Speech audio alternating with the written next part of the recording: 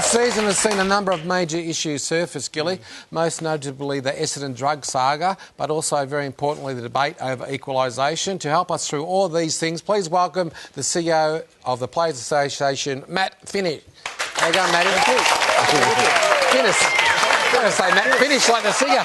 Matt Finnis. Matty, welcome to Marngrook, and good to have you back. We had you on a few years ago, but you've just come back from the US with the equalisation.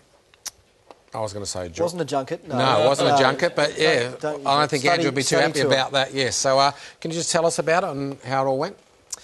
Look, it was really insightful, actually. We met with the Major League Baseball, the NBA, the NFL, and then some of the teams, the Jets, the Patriots, and the Red Sox. And really what we're having a look at is what are some of the policies that they've used overseas to ensure that their competitions are even. They've got some really big teams, but they've also got some small teams. And we've seen some of the way the game's evolving in AFL. How does a North Melbourne, how does the Bulldogs keep up with the juggernaut, which is Collingwood or West Coast? And they're a few years ahead of us. So it was really interesting.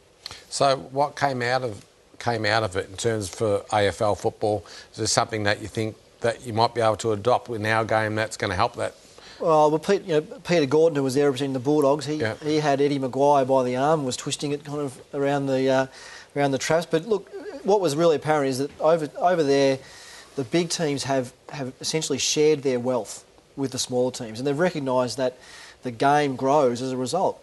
This idea of any given Sunday, that any team can win, and in baseball they call it the hope and faith of the fans that your team will make the playoffs, and so they've shared their wealth. So is that just gate takings that they share? When you say they share the wealth, they share sponsorship. What is actually shared? Well, in the NFL, they aim to have about 70% of all of the money that comes into the game shared equally by 2017. So that's from the luxury boxes to the gates, and it's fantastic. 70%, that's amazing. Can you see that happening in the AFL? Is that the way that we have to go? Because there certainly is a gap being created right now as we speak between, as you say, the bottom clubs and the top clubs, and our competition can't afford to have the same 8 or 10 competing for the finals year in, year out, can they?